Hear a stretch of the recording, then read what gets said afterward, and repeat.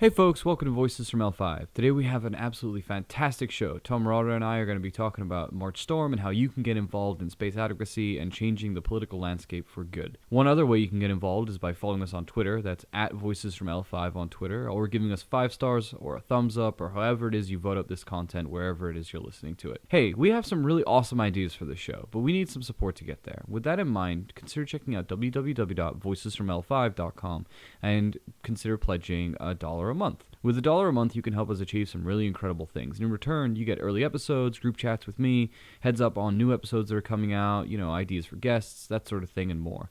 That's www.voicesfroml5.com. Thanks. Enjoy the show. The act of moving onward means we pass these signposts. One of them was first leaving Earth. The next one is hanging out on the moon. What's next? The planets. Onward to the edge, we're moving onward to the edge. Here we are together, this fragile little world, this fragile little world. Onward to the edge, we're moving onward to the edge. Here we are together, this fragile little world.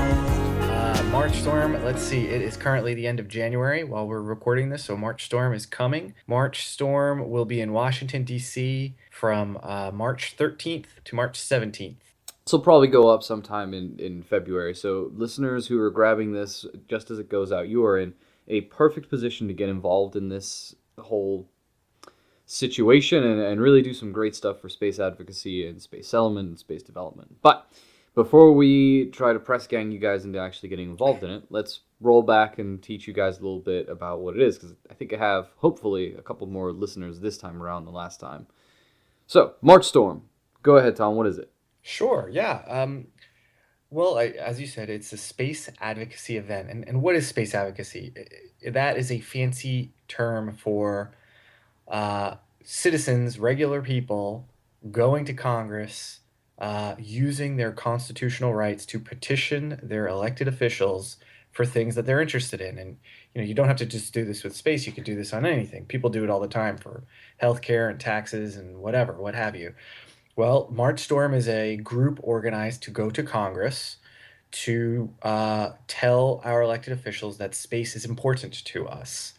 And so let me start off with the basics. You don't have to be a political scientist. You don't have to be an aerospace engineer. You don't have to be a technical expert, because March Storm will train you. As I said, the dates are from March 13th to March 17th. That first day, on March 13th, Sunday, is a full day training day. We rent out a room in a hotel, and we set it up as a training site, like a ballroom in a hotel, and we have a full day of training. We'll do role plays. We'll talk to you about the agenda. You will become an expert in space development in order to speak concisely and eloquently to the senators and members of Congress and the staffers that we will meet over the subsequent 4 days. So you never have to worry about being under-equipped, because I know, even me, I pretty much do this, I talk to someone new about space every 5 minutes, basically, with this show, but even I get tongue-tied and mess up and slip up, and I'm worried that I don't know enough about the subject, but it sounds like you equip your folks pretty well from that. Yes, that's exactly right. We March Storm is all about volunteers, right? We are not registered lobbyists. We are just average citizens. We like to say, going to Capitol Hill on our own time and on our own dime, because we are passionate about space. If you are a person who is excited about space, you think the idea of living in space and businesses in space and space exploration is really exciting, and you're frustrated with the amount of money that the U.S. government spends on it, you think it's not enough, or you think we're spending it in the wrong places, March Storm is for you. Instead of being frustrated, take action. This is an opportunity for you to really speak to the government, literally, to speak to the people who are running our government, who are creating the laws and the budgets, to say, hey, this is important to me. Let's spend more money on it, or let's go in this direction. Yeah, so to answer your question, we do equip the volunteers. And the last thing I wanted to say on that is these staffers and these members of Congress, it might seem a little intimidating to the average person to go to the big marble buildings. It's the center of power. It's the government. Um, but these staffers, these members of Congress, they want to hear from average, normal volunteers, right? We are not Washington insiders. They want to hear from quote unquote normal people. Hmm. And so when we set up these appointments and people walk in and we're a little maybe not as polished as your typical K Street lobbyist. That actually speaks very well to the members of Congress and to the staffers. They actually pay more attention because they're like, oh, this is a normal person. They don't have an ulterior motive. They're not getting paid to do this. This is what they really believe. I better listen up. Right on, right on. I mean, in many ways, I'm sure, at least for the staffers, it's something a little refreshing to actually hear a normal human being come through the door and talk about something that motivates them in that way. I'm sure, like you said, they deal with a lot of lobbyists and people who make this their livelihood. And it's always important when you're talking about action like this to remember that even those staffers and the senators and what have you that you're going to meet, they're just people too. Hmm. I'm sure, and you're going to meet people who know a lot less than you about these subjects because famously, not a lot of, or not all, every senator. Sorry, I won't say a lot of. Not every senator and every politician is super up on their science these days, Hmm. especially not their space science. Hmm. Um, but I want to go. I still want to go back a little bit and talk about our first episode about March Storm real quick. Back then, you went over a couple goals that you were trying to achieve in the Right. first March Storm, and a couple things you guys were trying to push forward. You think that you guys made a pretty big impact last time? What do you think some of the results are from last March Storm? Right. So we had five goals during the last March storm. And let me back up and say that March storm is formulated to have a scoreboard. In other words, um, our goals are measurable and we design it that way. We can know what our impact is, and we can tell what our impact was for last year because we design it in that way. So we had five goals last year. One was to, well, I'll go from the most ambitious to what we accomplished. Sure. The most ambitious was to encourage NASA or ask Congress to tell NASA, in fact, to pass a law that NASA should establish private commercial space stations to replace the ISS before it is decommissioned in 2024. We call this the gapless transition. We don't want there to be a gap between the end of ISS and whatever comes afterwards, which I feel, should be a commercial space station. We don't want to spend another $100 billion on ISS. ISS is great, but we think it can be done more efficiently with commercial industry, commercial stations. Well, we didn't get too far with that last year. It was a little too soon. The other thing that we pushed really hard is what's called the Cheap Access to Space Prize, Mm. CATS, Cheap Access to Space. And you might be William. I know you're familiar with the X Prize. Mm-hmm. This was the prize, a privately funded prize that the predecessor to Virgin Galactic won to go into space, the first privately funded spaceship to go into space. Well, the CATS Prize is like the X Prize. It's a prize for a private organization to build a reusable spacecraft, what we call a reusable launch vehicle. Think of it, currently rockets are like these tubes full of explosives that you light and they go off into space, and they're really complicated. The CATS prize is going to give a prize for the first company that can build basically an airplane that goes into space, a vehicle that goes into space, comes back, you fuel it up again, and it can go up the next day and just keep doing it over and over and over again. Um, it's a big ask. There's a number of different levels. There's first prizes and second prizes. The total amount of money we were asking for and we are asking for is $3 $1.5 billion. That's a lot of money, billion with a B. Yeah. Um, but the cat's prize, if you could build what I just described, a reusable spacecraft, a reusable launch vehicle, it will pay for itself immediately. Right. I'm sure even our most, space unsavvy listeners can probably imagine how crazy profitable a perfectly reusable launch craft would be. Yes, exactly right. I mean, the amount of money that the U.S. government spends on launching is tens of billions of dollars every year to launch satellites and weather satellites, military satellites, NASA stuff. The U.S. government spends a lot of money on launch costs. Having a reusable spacecraft, even after spending $3.5 billion on a prize, that $3.5 billion would pay for itself very, very quickly because the launch costs would plummet and the government would save all that money. Right. That's the thought behind that. It's Uh, often quoted as one of the piece of technologies that are necessary for space settlement to become a reality too. Is a solid reusable platform. right, exactly. Al Globus, who is sort of, I call him the godfather of space settlement at NASA. Hmm. He regularly says that we need a uh, 50 times reduction in launch costs, not a halving of it, but we need launch costs to be 50 times less expensive than they currently are in order to have a crack at space settlement. Hmm. Cheap access to space prize and reusable launch vehicles will get us very close to that. It might even get us all the way there. But it's definitely get us on the way there. The Cat's Prize last year, we didn't get any legislation passed, obviously, and we didn't even get any introduced.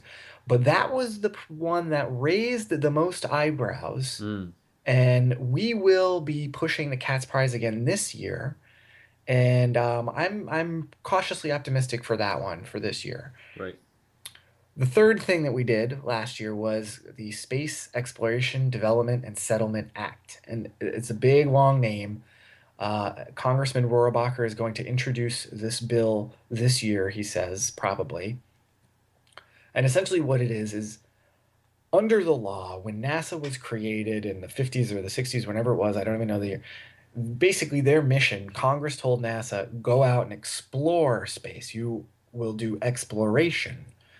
What this SEDS Act, Space Exploration, Development, and Settlement, SEDS, what the SEDS Act says Hmm. is okay, NASA, you're also going to go out and explore, but we want you to also promote settlement of space. We don't want you to just do flags and footprints. When you spend the tens of billions of dollars or the $100 billion or whatever it's going to take to explore space, we want that money to be well spent. We want there to be some infrastructure up there so that commercial providers can follow the explorers, that the government can lay the groundwork for commercial private explorers to go out and settle space. The idea is not to have NASA do settlement. We don't want NASA settling space. We want NASA to lay the groundwork for commercial and private operators to follow NASA into space. Right. Um, I thought that was going to be an easy lift, but many staffers were very skeptical of that. I think there's a natural knee jerk reaction that comes from something like that. I think it's very similar to what we see when we talk to non-space settlement people in general. Is that settlement sounds still very sci-fi. You know what I mean? Mm-hmm. You might as well be going to some of these people and saying we should start building Jupiter bases or something like that. It's as far as the average citizen is concerned, and the average non-space settlement geek, settlement still sounds like something out of Buck Rogers. And Mm-hmm. a big part of the work that we do obviously goes toward changing that perception. But I think that might be why you got some raised eyebrows when you put that forward. Yeah, I think we, March Storm, need to do a better job explaining explaining first of all that we don't want another big government program. We're not going to ask for billions of dollars for NASA to do settlement. You don't want a moon base. You don't want 100 NASA astronauts living on Mars by next year, right? I mean, that would be great, Well, but yeah. Let's that's not the purpose of this law, if of they're this offering act. it, that would be nice. But Right. Um, yeah, I think and also we need to do a better job of explaining, what the benefits of space settlement are. And that's kind of the purpose of This Orbital Life and Voices from L5. Like, how does space settlement improve our lives on Earth here? And we could get into that another time, and we often do. But I think when March Storm goes to Congress, we need to first, you know, reassure the staffers and reassure the members of Congress that no, no, no, no, this isn't going to result in, additional, funding requests for NASA. Hmm. This is just to uh, better leverage the money we already spend on NASA so we can get more private investment into space and eventually into space settlement. We recognize that moon bases are not going to happen next year, and Jupiter bases are very challenging, and Hmm. but we need to, the government needs to send a signal to the private sector that, yeah, this is something that is of interest to both the public and the private sector. I mean, I wonder if this is a little too niche and specific, or maybe a little too quiet. But I wonder if some of the pushback is also stems from the, you know, when Senator Proxmire, a dark figure in space settlements history, quashed Jared O'Neill's funding. That also came with the understanding that NASA doesn't do settlement anymore, Mm-hmm. which is why, historically and right now, NASA's only space settlement stuff is Al Globus's fairly ramshackle webpage that's hosted on the some JPL server somewhere, I think. Mm-hmm. And I wonder, maybe it's not, it's probably a little too piece specific of a space settlement history for it to be coming up.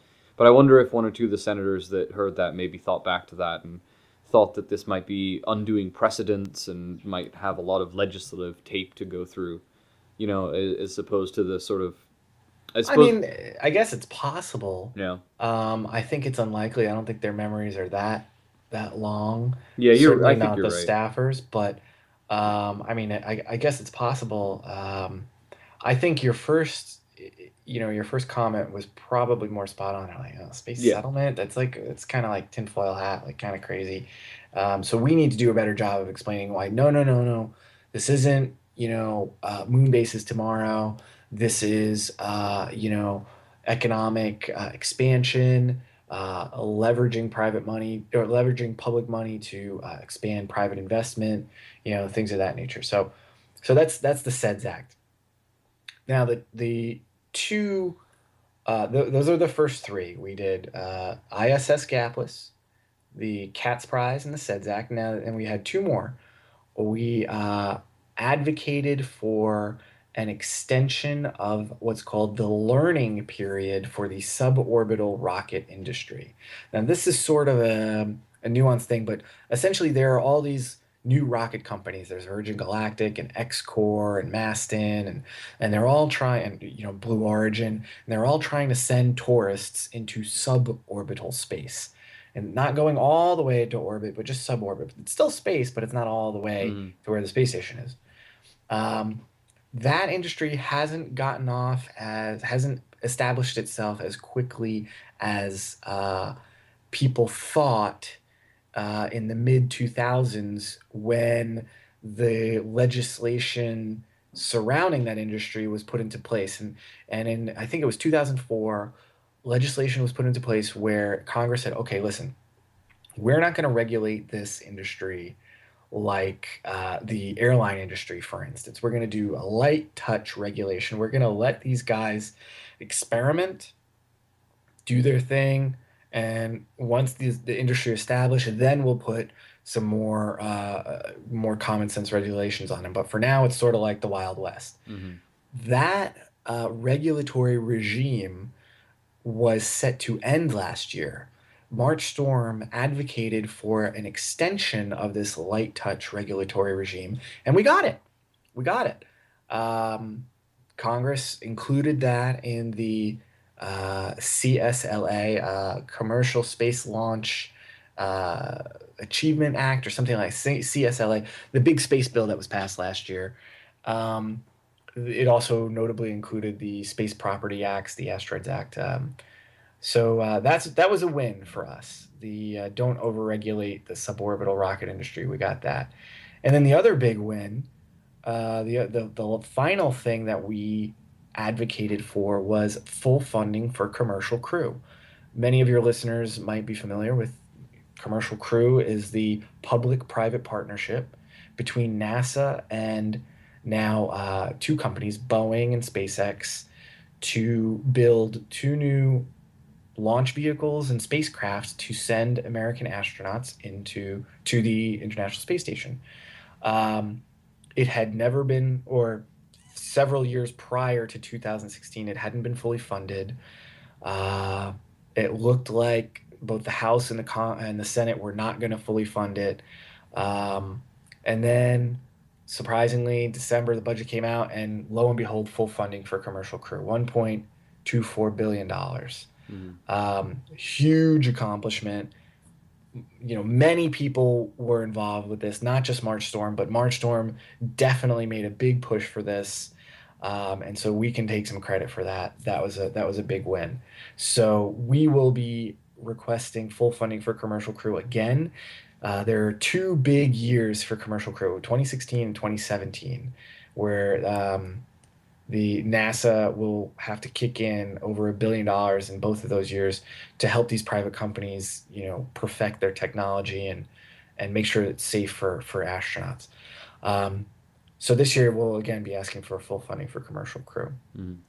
So it sounds like 2 out of 5, which Two honestly, out of five, considering the scope of the five, I think that's not too bad. I think we can call that a win overall. right? I think you got most of the realistic goals down. I mean, not to say anything is unrealistic or that you're not doing real work or anything like that, but I think even you would admit that the first thing that we brought up there was a pretty long shot one that would be really nice if we can get that. But as far as the actual solid goals, I think you had a good chance at. I think two out of those four, 3 or 4 was a pretty good result. Yeah, I mean, we definitely got the low hanging fruit. I Hmm. guess you can call it that. Not that they were easy, but well, no, a better way to put it is we got the easy to understand ones and the Right, easy to grasp ones, right, right? right, right. Nothing is low hanging fruit. It was all hard. Like whenever you request $1 billion for anything, like that's going to be met with a lot of skepticism. Hmm. Um, so the fact that we, along with other advocates in the industry and of course SpaceX and Boeing and NASA, uh, achieved full funding for that program is a huge win. But it's easy to understand. Okay, you need money for a program, so we don't subsidize the Russian aerospace industry. Got it. Like easy, easy lift. Mm. Explaining the cheap access to space prize, and even though it intrigued a lot of people, people were really excited. Many, many members of Congress said, and their staffers were like, "I love prizes. I love contests because if nobody wins the prize, then we don't spend any money." And the private industry is fronting the money. They're putting their investment, hoping to get a prize at the end, instead of the government spending tons of money and not being guaranteed success. We are only paying for success. People like that, but still, we didn't get that covered because it's $3.5 billion. It's a lot That's of a lot money. of It's a money. lot of money. It's a Even it's a truckload of money. Yeah, it's a even ton of when money. the risk of actually having to pay out is low or whatever, it's still a scary number to have on a piece of paper somewhere. Exactly right.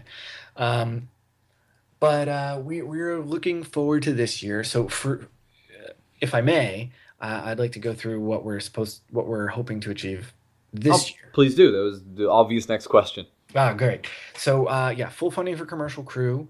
We're going to be pushing for the SEDS Act again, the Space Exploration Development and Settlement Act, trying to get NASA to have the legal authority to encourage space settlement. We're going to be pushing the CATS prize, the Cheap Access to Space prize. And since the last March storm, myself and Charles Miller, who is the executive director of March Storm, uh, he and I and a couple of other people have been in continuous conversations with various congressmen, and their staffers about ways to refine the language in the bill to make it more understandable and more palatable. Mm. We've had a lot of success in those conversations. We've had a lot of great feedback. And so as we head into March Storm 2016, I'm really excited to have those conversations with a wider audience in Congress Mm. to test out that language, just say, hey, since the last time we talked about it, we've made these changes. What do you think? And maybe we can get some members of Congress to introduce a bill, at least at the committee level. Um, well, of course, at the committee level first, and maybe it would make it to the full Congress. Some in this Congress, we'll Sometime, see. yeah. Yeah. Um, but so there's the cats. So there's okay, commercial cruise seds and cats. And then the final agenda item that we will be pushing this year in March Storm covers several areas. It's called the Commercial Space Industrialization Act, CSIA. Everything has acronyms, right? It's the US. Right. Everything has to have an acronym. So Commercial Space Industrialization Act. And this covers it's a big long bill. It has a lot of stuff in it. Um, but it covers three main areas that most excites me. The first is it clarifies a number of issues regarding space property rights. As you recall, last year, a bill was passed where the US Congress unilaterally said that any American company that extracts resources from an extraterrestrial body, from an asteroid or from the moon, can keep those resources and sell them. Now, it's very subtle. It's not the US Congress saying that a US company can own that asteroid or can own that moon. Just the dirt that they dig out or the resources that they extract, they can keep that. Mm. It's Further, it's even further restricted by the actual language of the bill, which points out that not only is it just the dirt, but only in an instance where it's not in a violation of any previously written treaty or agreement. right, right. Now, it's as we're discussing it here, it seems pretty cut and dry, but it is not, in fact, cut and dry. There is a lot of room for interpretation. Our allies, particularly in Europe, but many of our partners throughout the world are sort of scratching their heads and saying, "Well, what about this clause and what about this section?" And there's some language there that says. Uh, Basically, no party can interfere with another party that's drilling on an asteroid. Well, what does that mean? Can they not approach them? Can they be within a few feet of them on the same asteroid? What does interference mean? Mm-hmm. This is undefined. So the Commercial Space Industrialization Act attempts to define some of these vague areas from the previous bill. Right.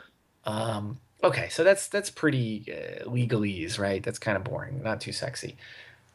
The next thing that's included in the CSIA is the ISS gapless transition. It has language in there instructing NASA to begin working on a replacement to the ISS by encouraging commercial station providers.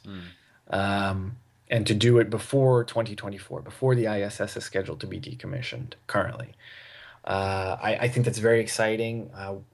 Many of your listeners and many people out there may be familiar with Bigelow Aerospace. Bigelow is great. We need to encourage a market. We need to encourage competitors to Bigelow. So the space station industry is sustainable.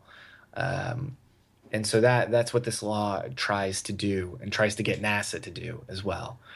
They currently don't have a plan for the replacement of the ISS, and so they need to start working on that now. It's 2016. It took about 10 years to plan for the first ISS, so we need as much time as possible to plan for what comes after ISS. Yeah, I'm hoping we're gonna hear some stuff about that in the next year or two. Honestly, Yeah, some yeah. preliminary stuff at least. I mean, that brings up a good point. Even if March Storm, even if this particular legislation fails and doesn't go anywhere, if it gets staffers talking Right. and saying, "Hey, I didn't realize that the ISS, yeah, we better, I mean, that's Exactly. important. We have a whole industry, we have all these people, all these jobs, all these congressional districts. What are these people going to do when the ISS is gone? We better figure that out." Um, And it- this is a point that I think I've been I've been very very candidly not touching upon a little bit about March Storm since we covered it. In that a lot of the actual aims that March Storm goes for, a lot of the things you guys are looking for, I don't actually personally, on a political level, necessarily agree with. right. I don't agree that we should be subsidizing private companies any more than we already do for launches and everything else, and I don't necessarily agree that we need to encourage them. But what I do agree with is citizens like yourself and like everyone else working at March Storm and anyone else who's doing this, bringing up the topic of space development in any way, shape, or form to these people who are in charge of the country. As far as I'm concerned, that in and of itself is such a noble goal and such a big deal that I can put aside my hippie European liberal socialist mindset and say, great, good, get more of this going on. I mean, and I think yeah, just getting people talking is important. And I maybe March Storm it doesn't have the same clout as say Bigelow or SpaceX's lobbyists do, but private citizens do make things happen on occasion. I think bringing up the topic certainly is a huge deal. And I Yeah. think if there's one thing that March Storm does, it's that for me. That's the big thing about March Storm. All these other the specifics of it are, take or leave for me. But the fact that there's an organized group of private citizens going out and saying, "Hey, we want more space stuff. Make it happen." Well, yeah, I mean, this is a unique time, not a unique time, but I honestly feel that the momentum is building for for space development and space, not necessarily space advocacy, but one spending their time in space advocacy right now is spending their time well Mm. because of the following reasons. Last year there was this big meeting, the Pioneering National Space Summit, where various groups in the space community, people like yourself who said we need to spend more government funding on space. People who are like, no, no, no, we should just do private industry. Then you had the military guys who are like, I don't care who funds it, but we need to be in space because of X, Y, and Z. And then you had all these disparate groups. They got into a room in DC last year and they agreed. They said, look, we need to have a permanent human presence in space, uh, period. And however we do it, whether it's on Mars or the moon or the asteroids, or whether we're going on a private rocket or a NASA rocket or whatever, doesn't matter. We need to have a permanent human presence in space, and it needs to be uh, thriving and going forward. Essentially, what they were adopting was the idea of space settlement. They said, Hmm. "Look, we need to settle space," and then people don't like to say that, but that's what everyone more or less agreed on Right. there. Um, that was a unique thing, and that's why I started getting involved, because I said, okay, if everybody in the space community now can agree on that, that's a big deal. We're not just going to explore, but we're going to stay. Hmm. That's huge. I mean, I think that in the year or so that the Voices has been going, this is an emotional episode for me because this is basically our year's anniversary up right now. Mm, Um, in the year that I've been doing this show, that is the one thing that I think has bound every guest that I've talked to, at least every guest that's been directly interested in the space element of this. I mean, we had one or two people who were more interested in an abstract look at space and an abstract look at the space community. But the one thing, no matter if you are one of the BIS guys who thinks that we need to make the moon you know, a protected habitat that no one's allowed to touch. Or if you're the entrepreneurial type, we've talked to a couple of those who think that, we should go to the moon and strip mine it, who cares? Like, those two groups of people can still agree we need to go to the moon at some point and be there. right. Humans need to be living in space now. It's time we did that. I always think that that's very inspiring. Yeah, and the fact that, you can go to a congressional staffer who maybe knows nothing about space and say that, and they're kind of like, yeah, yeah, I guess that makes sense. If we're going to be spending tens of billions of dollars a year on space, we should probably have something permanent in space to show for it. Mm. That's kind of it's an easy argument to make. So there's that, and then you have these private guys. You have Elon Musk, who is just like a force of nature in and of himself, and now you're starting to get Blue Origin, and this seems to be now perhaps a competition between billionaires to build rockets, and then you have the New Horizons probe, and you have the Orion launch last year. It just, when you go into Congress and you say, yeah, I'm a space advocate, they're like, oh yeah, Elon Musk, or oh yeah, I saw the New Shepard thing land and that was neat, and oh wow, like what do you think about Interstellar, or there's Right, movies now, right. there's a lot, um, and then just within space advocacy, March Storm is well timed because it is bookended by other space advocacy groups. There's a whole realm of space advocacy groups that go out. The National Space Society is a group. There's the Space Exploration Alliance. There's all these Mars groups that go and do their thing. There's a group that just focused on SLS and Orion that go. So these staffers, when we show up, they say, "Oh, another space guy." Like that's a Hmm. good thing. Right. You don't want to be that. You don't want to walk in and be like, "What are you talking about? Like, what is the ISS? Like, what is the space launch?" So like they know. Chances are they know at least The the basics. Yeah. basics. And I'm sure everybody you get knows Elon Musk these days, so that helps. I'm sure you get one or two every year who have absolutely no idea what you're talking about, but on Yeah, average. exactly. Yeah, on average, yeah. The timing is something I want to talk about before we leave. We're running up a little bit on time, but before we Hmm, do, I want to talk about the timing. It okay. is an election year this Yes. year. And I mean, it's still anyone's game. I'm not going to talk about who may or may not end up in the seat or, whatever. But does that affect the strategies and ideas that are going around in March Storm right now? Is the tactics changing, or is that at all a topic, or are you guys just basically doing this business as usual? In my mind, it's business as usual. We do have, uh, like for instance, commercial. We have items that we are advocating for that we would advocate for whether it was an election year or not. For instance, full funding for commercial crew. Right. Like, regardless of what happens with the election, we are going forward with that. We need that to happen.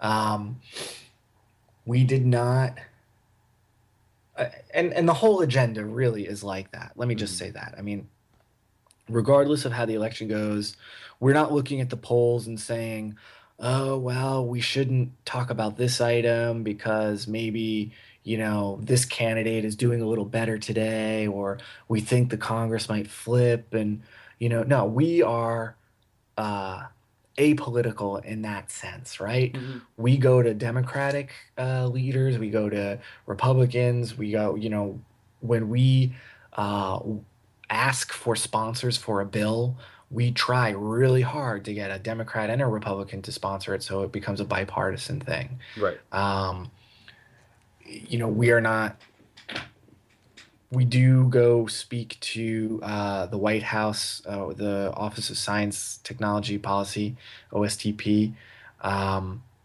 and they are very nice and very helpful to us. But I suspect any White House OSTP would be nice to a bunch of volunteers who are just interested in space. It's not like Mm. we're advocating for something that's highly controversial. So it's not like we're like, oh, Obamacare, or, gun control or whatever. Yeah, it's probably a It's relief off their mind to just have some yeah, fairly inoffensive people coming in and talking about yeah. going And to the asteroids instead of all the other and stuff they have to deal with. even if you're not into space, even if you are completely ignorant of anything having to do with space, somebody walks into your office and you say, "Yeah, I mean, have you ever seen a rocket launch?" It's like, "No." In other words, space sort of has a cachet. It's sort of inherently cool, Yeah. or at least inherently interesting. at the very least, it merits passing interest. I mean, there's a reason why when uh, SpaceX is trying to recover a first stage, it makes the front page of every newspaper at least for a day Right. because it's just kind of neat, smoke and fire and space and wow, like that's cool. And you get that reaction when you go and talk to the staffers. They're like, "Oh, I don't know anything about space, but whenever I see Elon Musk, whenever I see a rocket go off, I kind of look at it for a second. It's kind of cool. Yeah. Like, all right, we can work with that." That's great. I mean, I ask partially because right now, I mean, I'm sure everyone else in the world listening to this knows this, but we have two candidates who I shan't get into their names or what they're up to, but we'll say they're both very diametrically opposed in their attitudes toward government, we'll say. One is very, Mhm. very, very, very conservative. One is very, very, very, very, very liberal, at least by American standards. Um, and I was curious as if to that, colored this, but I think it's very reassuring to hear that you guys are sticking to your guns and just going with what you would do if, no matter what was going on. That to me speaks volumes. Mm. I want to move into another topic real quick, if that's okay with you. Sure. I want to let people know how they can get involved and how they can get involved with March Storm, but not just that, how they can reach out to their Congress people, reach out to their representatives, and get into space advocacy in a general thing. I mean, before you get on, I suppose, seeing as this is an NSS podcast, I have to say that one good way to do it is getting involved with the NSS. Mm-hmm. You have the membership, Absolutely. sign up, get your membership fee paid down, and you get not only do you have contact with tons and tons of really incredible people who are always doing very interesting and incredible projects, and you get to be involved in those in a very big way, in a very real way. But you also get access to Ad Astra, the magazine they do, and a bunch of other cool things. And they're always inviting you out to cool stuff, and it's a neat thing to do. And I think it's like what, $20 a year, something like that. Yeah, 20, $40. It's not. It's not the end of the world. Pretty Yeah. cheap. And I mean, the NSS has historically done a great deal of big things for space. I need a list of it in front of me right now, but you can go on Wikipedia and check out the stuff they do. They have been at times a serious, big deal advocacy group that has gotten stuff done. Yeah. Yeah, I mean, I echo those sentiments exactly. I mean, if you want to get involved with space, you need to get involved with the people who are involved with space. So joining the NSS, joining the Space Frontier Foundation, there's a forgive the fun pun, but there's a constellation of of groups. There's a ton of groups. So I suggest going to allianceforspacedevelopment.org, and all of those groups are listed on that. Allianceforspacedevelopment.org. Um, that's the umbrella organization that March Storm is associated with them. Like basically, March Storm is the you know legislative advocacy arm of the Alliance for Space Development. Mm. The other thing I would suggest is if you're interested is go to a conference, go meet these people, go listen. That is an area where I am remiss, but the NSS conference is going to be in Puerto Rico this year. The New Space Conference, which is the Space Frontier Foundation, will be in Seattle in June. There's a big one happening in May in DC, and the name has slipped me at the moment. Yeah, there's the National Space Symposium in Colorado in April. Mm-hmm. So there's tons of put in Space Conference 2016 and see what pops up, and that might be a low risk way to kind of dip your foot into the space community. And then if you're specifically interested in space advocacy and going to Congress and meeting your elected representatives, which by the way, many people don't know, like you can just go to your congressperson. Mm-hmm. Like you don't need an appointment. You can just go to Congress and go to the office. You got to go through a metal detector, right? Like it's an office building. But you can just go and knock on the door and they'll say, "Hey, I'm a voter and so is my member of Congress and I want to tell him or her what's important to me." And they'll send somebody out and sit down with you and talk to you. If you're a voter, they want to hear from you. Many people I meet don't know that you can just do that. Right. And that's a big deal. You call, write, whatever, but you can also come to DC and meet them. If you want to get involved specifically with space advocacy, March Storm, www.marchstorm.com. You can sign up there. There's a big purple sign up button right in the front. It's free. We do ask for some personal information if you decide to volunteer, like your name and your address, so we can try to get you a meeting with your member of Congress. Hmm. Um, and but that's the best way because we give you training. We will turn you into a you know pretty polished sounding, pretty eloquent citizen advocate for space. Right. Uh, Balticon was the name of the convention I was thinking of. It's not strictly a space convention. It just has for some reason, a silly number of space folks turning up and doing talks there. It's great. On that subject, though, I did want to say, on the convention side and the conferences side, I know sometimes space folks seem unapproachable, or just a lot of times anyone seems unapproachable, right? Like if you see someone wrote a paper, they seem super important, or if they have letters after their name. If Yeah. anything, if I've learned anything by doing this show, if you want to just talk to some space folks and get involved in whatever they're up to, they reply to emails a lot. Like Mm. most of them are just giant dorks like we are, and they're happy to chat with you about whatever. I mean, that's how every guest gets on this show. Is I hunt them down through their PhD program and I send them an email, and lo and behold, they really really really want to talk about whatever thing that is they're into. So definitely reach out. And finally, if going to a conference or going to your senator or any of those things are too high risk for you, email your congressman or your senator or whoever it is you feel you need to tell this stuff to. I mean, every single one of them, as far as I know, has some online way to talk to them or call Hmm. them. Just the other day, I mean, as a liberal hippie socialist European, I don't have a great deal of ability to vote, but I can email the presidential candidate that I most strongly agree with, and I can tell him exactly what I think about his space policies and let him know that I would really like to hear more about it.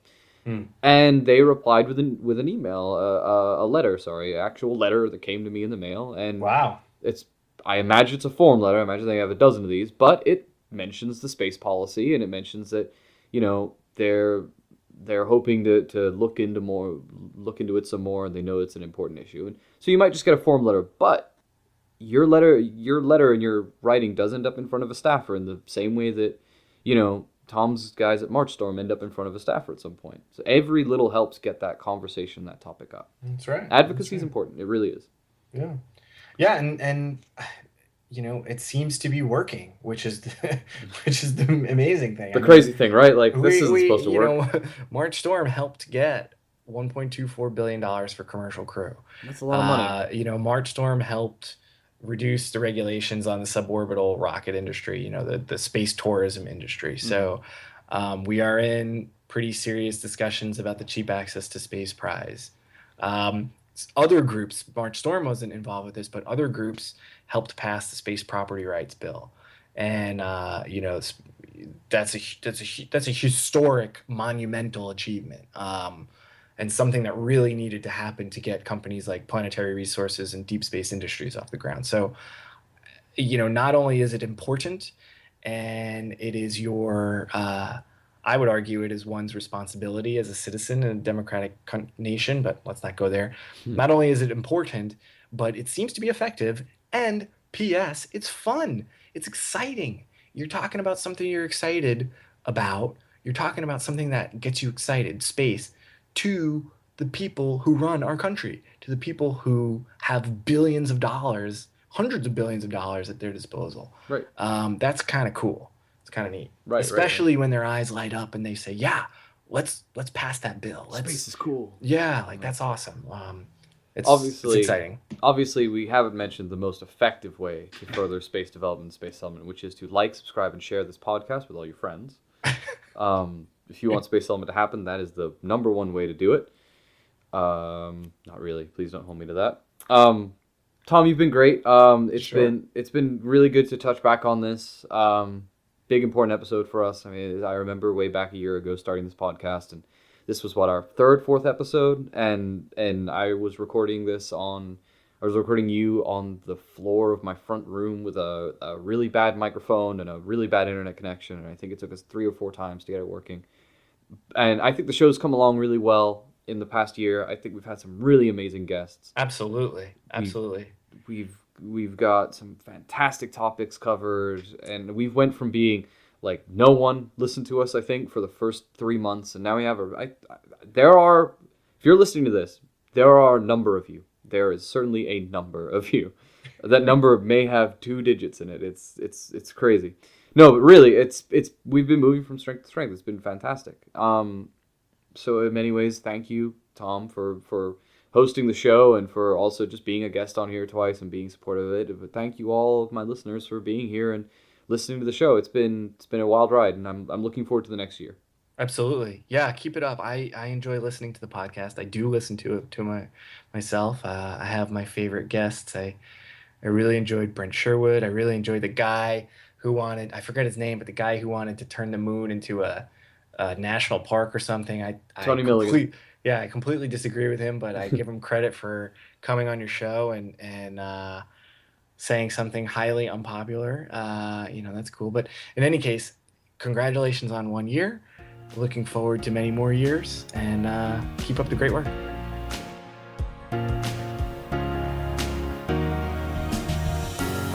Hey folks, hope you enjoyed the episode. Big shout out to John Boswell of Symphony of Science for making the music that you're currently listening to. Check him out at symphonyscience.com. And a huge shout out to Nick LaCrome, our $10 Patreon. If you want to support the show, you want to make sure we get really great guests, and you want to make sure we have all the equipment we need, and get a little something for yourself in the form of early episodes, monthly hangouts, and all kinds of crazy stuff, go to www.patreon.com/Voices from L5 or follow the link below in the box accompanying this website. Or if you just want to know a little bit about the show, go to Twitter and check us out at Voices from L5. One big shout out to the NSS. We are now an NSS sponsored podcast. Go to nss.org to learn more about this fantastic organization, one of the biggest civilian space organizations in the world, and also probably the biggest push for space settlement that exists. That's www.nss.org.